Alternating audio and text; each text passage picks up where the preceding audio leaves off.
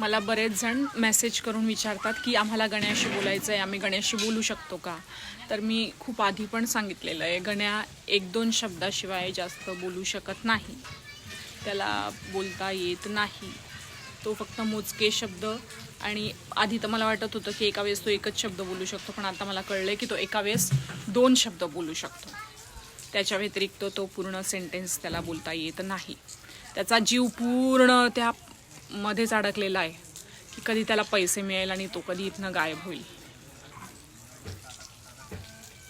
इतर कुठल्या गोष्टीसाठी राहिलं असतं तर ठीक आहे, देऊन पैसे मोकळे होतो आपण, पण त्याचं दिवसभर एकच काम आहे, त्याला दुसरं काही नको आहे, त्याला फक्त जाऊन गुटखा खायचा आहे बस. आणि त्याच्यासाठी मी स्ट्रिक्ट वॉर्निंग दिलेली आहे, अजिबात याला पैसे द्यायचे नाहीत.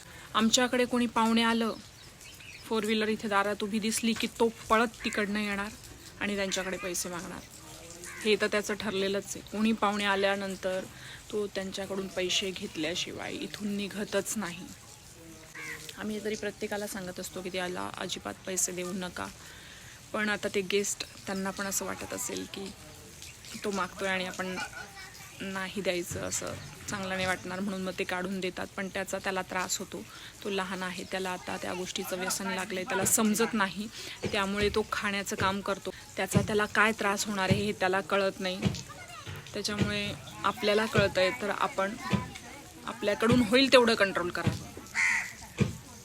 हे बघा, तो निघणारच नाही तिथनं. मी असा 1 तास जरी मोबाईल धरून ठेवला आणि त्यांनी जर पैसे नाही दिले तो इथून हलणार पण नाही. तो फक्त ये जा करेल. काय रे इकडे बघ. घेतले त्याने आणि मग गेला तो. कळलं? असं आहे. चलो बाय बाय.